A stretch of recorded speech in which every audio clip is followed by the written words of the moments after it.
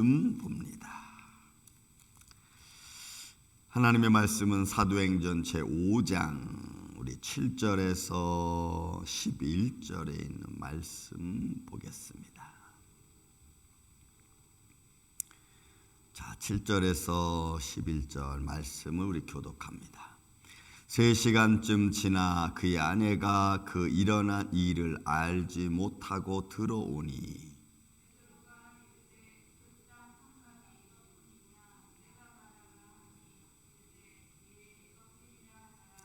베드로가 이르되 너희가 어찌 함께 꾀하여 주의 영을 시험하려 하느냐. 보라, 내 남편을 장사하고 오는 사람들의 팔이 문 앞에 이르렀으니 또 너를 메어 나가리라 하니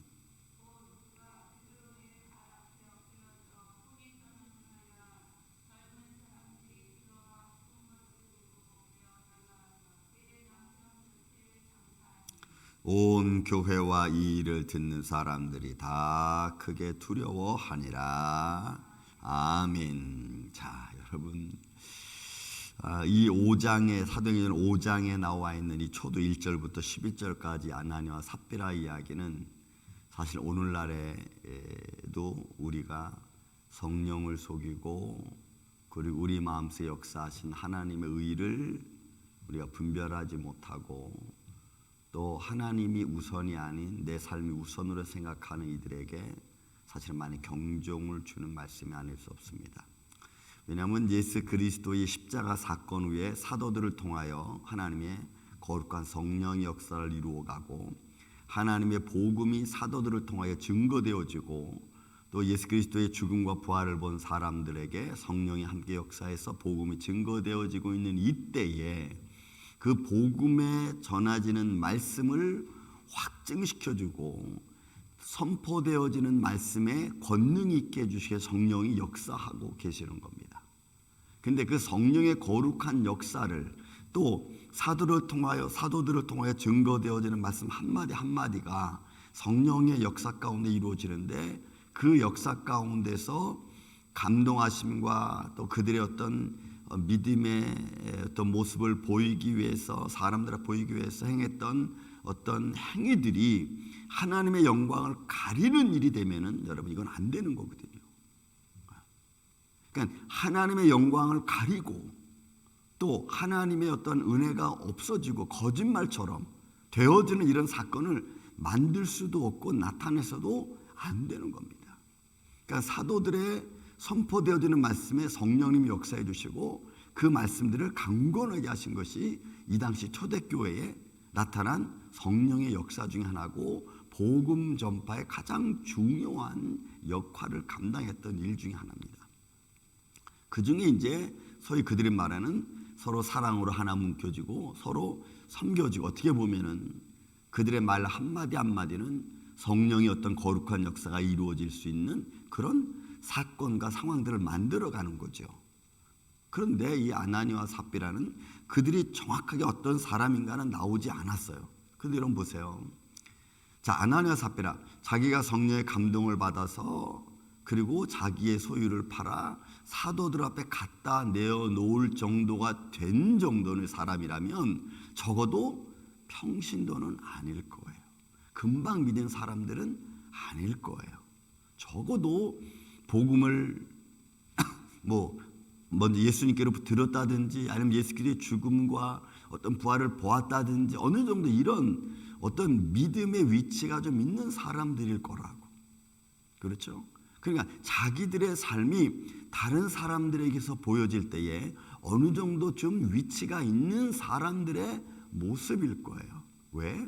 자기들의 소유를 팔아 사도들 앞에 갖다 놓을 수 있는 그런 행위를, 그런 고백을, 그런 일들을 할 수 있는 사람이니까 그래요. 저는 제가 중학교 2학년 때라고 저는 지금 생각이 됩니다. 지금도 제가 잊을 수가 없는데 제가 그때 염곡동에 살았습니다. 근데 그 당시에는 70년대 이제 중반이니까 막 부흥회가 굉장히 많이 일어났다 아닙니까? 부흥 집회를. 근데 그 부흥 집회를 막 하는 때 그때 그 부흥 집회하는 가운데 저도 이제 참여를 해서 예배를 드리는데 갑자기 저는 그때 이제 월세로 살고 있었는데 그 주인집 집사님 여자 집사님이 갑자기 은혜를 많이 받았는지 탁 일어서더니 제가 그거 하겠습니다 하고 일어서서 그 교회 건축하는데 선포를 하신 거예요. 그러면서 이제 뒷말하기를 이 일로 인하여 가정에 어려운 일이 생기지 않고 이 일로 인하여 부부가 싸우지 않도록 기도해 주세요. 그런 말까지 하는 걸 제가 들었어요. 그때 저는 그 모습을 보고 좀 충격을 받았어요. 왜 충격을 받냐면 저렇게 많은 성도들이 모여서 집회하는 가운데 마지막 이제 건축에 대해 이야기할 때 탁 일어서 가지고 그런 말을 하는 것도 담대한 거고 또 그런 모습을 하는 것도 제가 보기에는 그냥은 아닌 것 같아요. 그 다음에 또 염려하는 것도 있잖아. 이 일로 인하여 가정이 어렵지 않고 또 부부가 싸우지 않도록 좀 해달라고 그런 기도 부탁까지 하는 걸 제가 딱 봤어요. 그리고는 이제 했는지 안 했는지 저는 이제 모르고. 근데 여러분, 성령의 감동이 되죠. 그렇게 감동이 되어지고 많은 사람들 앞에서 그렇게 증거가 되었다라면 그러면 이제 그것은 어찌 보면 하나님의 역사하심, 감동하심이죠. 성령의 감동하심이죠. 근데 그 감동하심을 아마 이 아나니와 삽비라도 받았을 거예요. 그러니까 자기 집 소유를 팔아 사도들 앞에 갖다 놓기로 결정을 했겠죠. 자, 그런데 어제 우리가 말씀드렸지만 감추었습니다. 그죠? 감추었어요. 노스피조라고 하는 말처럼 분리했습니다. 근데 이것은 혼자 한 게 아니라 부부가 같이 이야기했습니다. 여보, 이거 우리가 조금 좀 떼어놓으면 안 될까? 서로 얘기를 했겠죠. 다 드리는 것보다 우리 어차피 다 나눠주면 우리도 받을 거 아니야. 이런저런 얘기 나누면서 어쨌든 띄었습니다. 분리를 시켰고 자기들 것을 먼저 챙긴 것입니다. 그런데 그것이 얼마인지는 모르지만 오늘 베드로가 그런 상황에서 남편이 죽고 그리고 부인이 왔어요. 3시간쯤 지나서 부인이 왔어요. 그리고 그 아내에게 일어난 일을 그 아내는 모르고 그죠? 다시 베드로 앞에 섰습니다. 베드로가 기회를 줍니다. 회개의 기회를 주는 거 보세요. 베드로가 이르되 그 땅 판값이 이것뿐이냐 내게 말하라. 여러분 이거 기회를 주는 거예요. 회개할 기회를 주고 잘못된 생각을 고칠 기회를 주는 거예요. 여러분 우리가 죄를 짓다가도 성령님 왜 이를 이렇게 역사하시는가? 그리고 이것이 아니라고 할 때는 딱 돌이켜 서야 돼요. 우리가 죄 짓는 중에도 이거 내가 지금 죄 짓고 있는데 알아요. 그럼 이거는 언젠가 하나님은 돌아서게 할 거야. 돌아서게 할 때는 우리가 돌아서야 되는 거예요. 그것이 하나님 성령님의 인도하심을 따라 내가 가는 거죠. 계속해서 그거 나쁜 줄 알면서도 계속 그렇게 갈 수는 여러분 없는 거예요. 그럴 수 없어요. 믿음의 사람은 그럴 수 없어요. 살아계신 전능하신 하나님 믿는 사람들은 그럴 수 없어요. 왜? 그 하나님에 대한 두려움이 있거든. 두려움. 살아계신 하나님에 대한 두려움이 있어요. 그 두려움을 모르면 우리가 막 나가는 거죠. 그 두려움은 하나님의 거룩함이고 하나님이 진리이시고 그리고 그가 심판자이시라는 것을 우리가 확신하는 거예요. 기회를 주는 겁니다. 그 땅 판값이 이것뿐이냐 내게 말하라. 그러면 이 삽비라는 와서 듣는 순간 좀 찔끔해가지고 아닙니다. 죄송합니다. 제가 먼저 이만큼 뛰었습니다. 이걸 갖고 왔습니다. 이렇게 돼야 되겠죠. 왜? 그게 돌이키는 문제고 성령을 속임해서 내가 벗어나는 일이죠. 속였다가 벗어나는 일이죠. 그러니까 기회를 지금 그들에게 던지는 겁니다. 그런데 그 기회를 그는 그냥 버리고 마는 거죠. 내게 이르라 하니 예 이것뿐입니다 하더라. 그러니까 우리가 하나님을 믿는데 이런 식으로 믿으면 안 되는 거예요. 에이 하나님 이건 모르겠지. 여러분 모르는 게 어디 있어요. 하나님은 다 아시는 줄로 믿습니다. 여러분 하나님은 저와 여러분의 삶의 일거수일투족 다 아시는 줄로 믿습니다. 우리의 생각까지도 아시는 분이십니다. 그런데 우리의 생각까지 아시는 하나님 앞에 우리가 맡기고 내 삶 속에 일어나는 이 죄의 본질로 말미암아 나타나는 내 이 잘못된 모습들을 내가 예수님 내가 이거 힘들어서 이길 수가 없어요. 나한테 이길 수 있는 힘을 주세요 하고 우리가 말씀으로 무장하고 예수님께 도움을 우리가 구해야 돼요. 그래서 하나님이 기뻐하시는 일을 막는 것을 우리가 이겨내서 하나님이 기뻐하시는 일을 해야 될 줄로 믿습니다. 여러분 이게 아무것도 아닌 것 같은데 굉장히 중요해요. 이게 하나님이 기뻐하시는 일은요, 사단이 엄청 싫어하는 일이고 내 죄성이 엄청 싫어하는 일이에요. 그래서 자꾸 반대하고 싶은 생각이 막 굴뚝같이 올라올 수가 있어요. 근데 우리가 그것을 하나님이 기뻐하시는 일이라면 그런 내 마음속에 일어난 죄성에서 일어나는 것들을 우리가 눌러 이겨야 돼. 이게 믿음의 사람들이 가는 길입니다. 하나님은 찬스를 줍니다. 기회를 줍니다. 회개할 기회를 주고 돌이킬 수 있는 기회를 주고, 그리고 그 돌이킬 때 우리는 절망에서 희망으로 바뀌어지는 거고, 그죠? 그 다음에 죽음에서 생명으로 바뀌어지는 줄로 믿습니다. 이게 주님이 우리에게 다 줘요. 말을 주위에 있는 사람들을 통해서 다 알게 해. 우리가 이 자기의 생각 가지고 뭐 이렇게 이런 말 저런 말 테스트하고 이런 게 아닙니다, 여러분. 그렇게 하면 그게 다 잘 될 것 같은데 안 된다고.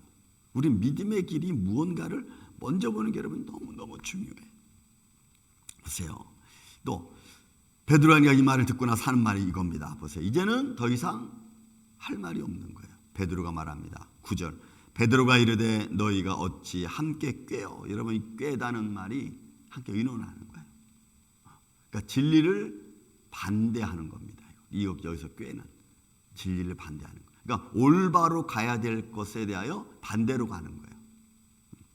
꾀하여 주의 영을 시험하느냐, 시험하려 하느냐. 그러니까 하나님의 영광과 하나님의 진리를 거스려 가는 거예요.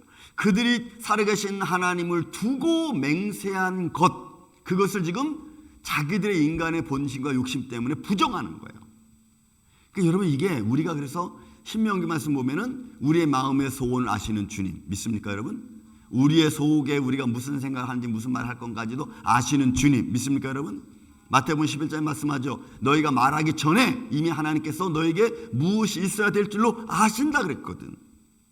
여러분, 하나님은 우리 안에 내가 뭘 기도할 줄 알고 계신 줄로 믿습니다. 그러니까 하나님 아시죠? 하면서 또 이날 기도하는 거야.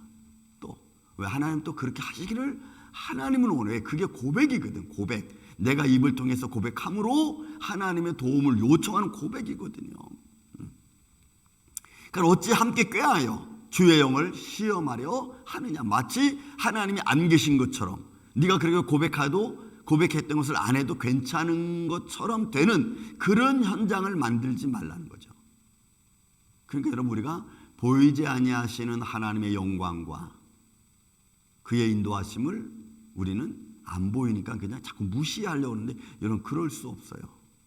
그래서 여러분 또 말씀드립니다. 믿음의 사람은 예민할 수밖에 없어요. 말 한마디 한마디를 잘해야 될 수밖에 없는 거. 왜? 살아계신 하나님 앞에 하는 고백이고 말이기 때문에 그래. 그리고 우리는 우리 입이 선포입니다, 여러분. 저도 그렇고 여러분도 그렇고 믿음의 말들은 선포입니다. 믿음의 사람들의 말은 그 말 곧 그것이 우리의 삶의 우리 인격이거든요. 그게 너무 중요한 거예요. 희림하느냐, 보라 내 남편을 장사하고 오는 사람들이 발이 문 앞에 이르렀으니 또 너를 메어 나가리라 하니.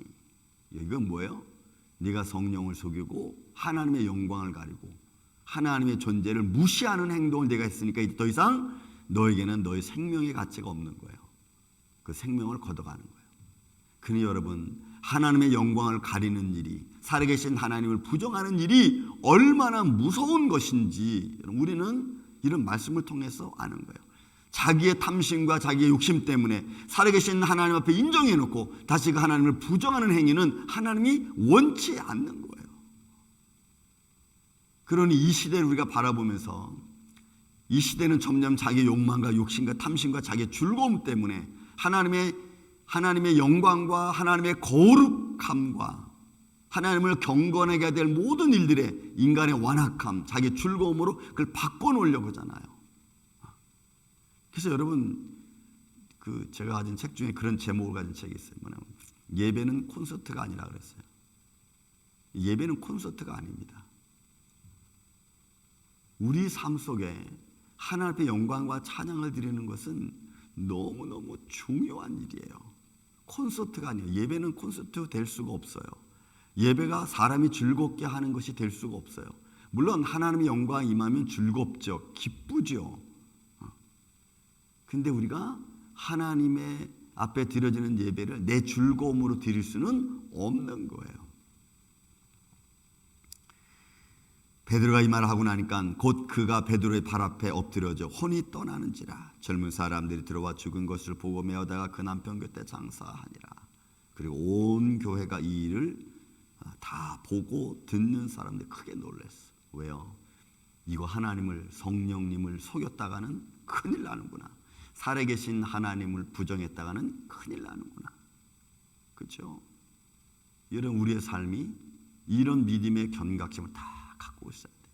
그래서 저는 우리 임마누엘교회는 살아계신 전능하신 하나님 앞에 우리가 기도하고 찬양하고 말씀으로 예배하는 교회가 되기를 저는 주의 이름으로 축원을 드립니다.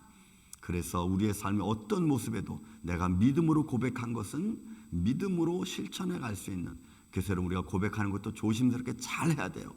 막 감정에 따라 막 고백해서도 안 되고 그걸 잘 다듬어서 내가 시험 들지 않게.